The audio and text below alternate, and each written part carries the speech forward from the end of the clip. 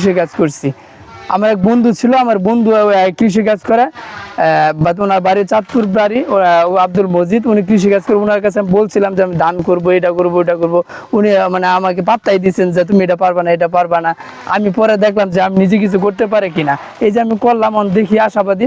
আর আপনারা সবাই আপনারা আমার জন্য দোয়া করবেন, আশীর্বাদ করবেন, এটা আমি আশাবাদী যেন আমি সফলতা হতে পারি। সফলতা হইতে হলে অনেক টাকা আমার লস হবে, টাকার লসের হিসাব হলো আলাদা।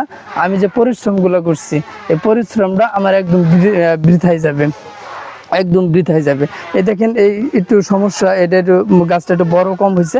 আবার এই সাইডটা দেখেন, এই সাইডগুলো মোটামুটি ভালো বড় হয়েছে, খারাপ না। এই যে এই যে এই যে দেখছেন, এটা মোটামুটি ভালো হয়েছে। এই সাইডটা দেখেন, এই সাইডটা পুরাটাই ভালো। পেঁপে গাছগুলোর সমস্যা হয়ে গেছে, পেঁপে গাছগুলো আলাদাভাবে আমি যত্ন করতে পারছি না।